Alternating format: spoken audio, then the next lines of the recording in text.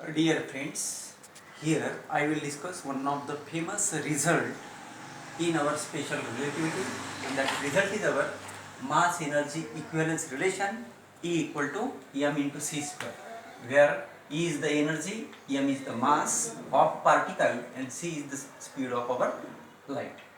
Now we have the work done dW by force F bar in moving a particle through a displacement dr bar is given by dw is equal to f bar dot dr bar. Now assume that all these work done goes into increasing the kinetic energy of a particle, and therefore this dw means it is a dt equal to f bar dot dr bar.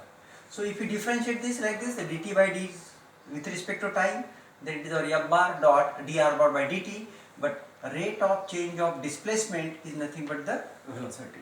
But here we know this f bar is of this kind, dp bar by dt. It means it is the rate of change of momentum, means the ddt of m into u bar, where p bar means the momentum of a particle having mass m and with velocity is our u bar. So if we differentiate this, in case of our special relativity, this mass depends upon our velocity, and therefore this f bar, it can be expressed as m into du bar by dt plus u bar into dm by dt, E dot with our u bar. So if we take the dot product of this one, m into du bar by dt dot with u bar plus u bar dot u bar into dm by dt. So the first term here, m is nothing but our m naught, means it is the relativistic mass. It is given by m naught upon under root of 1 minus u square by c square into du bar by dt dot with our u bar.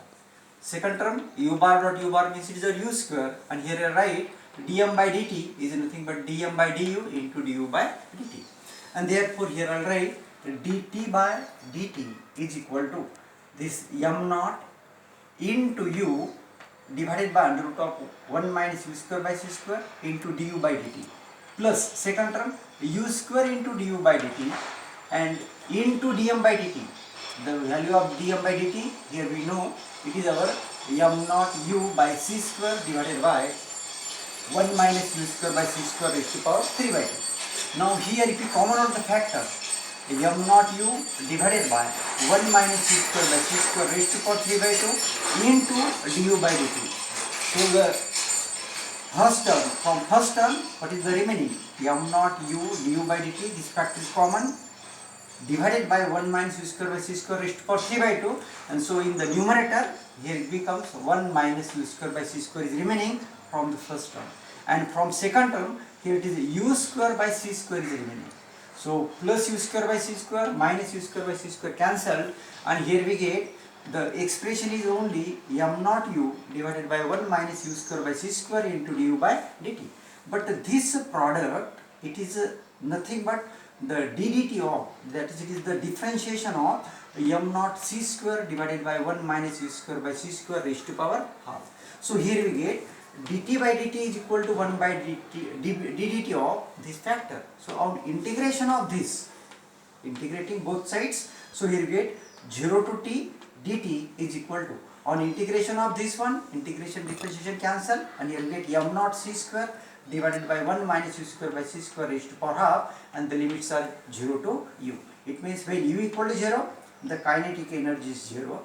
When u equal to u, the kinetic energy of particle becomes our t. So after integration of this, in left hand side is capital T, on right hand side if we give the upper limit minus lower limit, then it is m naught c square, u replaced by u means it is 1 upon under root of 1 minus u square by c square, and when u equal to 0, then it is 1, so it is minus times 1, and therefore m naught divided by this factor means it is nothing but our m into c square, and then minus sign m naught c square. These are equation number 2 and 3. Now from this equation 2, if we expand this RHS side for small values of u, then we get, so m naught c square into, if we expand it binomically, so first term is 1, okay, or 1 minus u square by c square raised to power minus half minus 1. So if we expand it binomically, so 1 plus half times u square by c square plus again second term, but next term which will containing u square by c square raised to power 4. So but as u is very smaller than c, so there is no need to write the remaining terms. So if you write first two terms in this expansion, that first two terms are like this, and then this last term, or say here minus times 1. So plus 1 minus 1 cancel, and here we get half times u square by c square. Now again c square is cancelled, so half times m naught into u square, which is the kinetic energy of a particle in our Newtonian mechanics. So from this expression 2, here we get the kinetic energy of particle in our Newtonian mechanics. Also from the same expression 2, if we observe like this, when c tends to u, means this one, when u tends to c, then t tends to our infinity. When u tends to c, t tends to infinity, it means an infinite amount of work has to be done to attain the speed of a particle to the speed of our light. So this is one of the result or remark from this expression 2. Now we define here the total energy of a particle as capital E equal to T plus m naught into c square. So T means again from this expression m into c square minus m naught c square and then plus m naught c square. So this will cancel and you will get E equal to m into c square, which is the required mass energy equivalence relation in our special theory of relativity. Also from this equation, if you write E equal to mc square, m is nothing but our m naught upon under root of 1 minus u square by c square.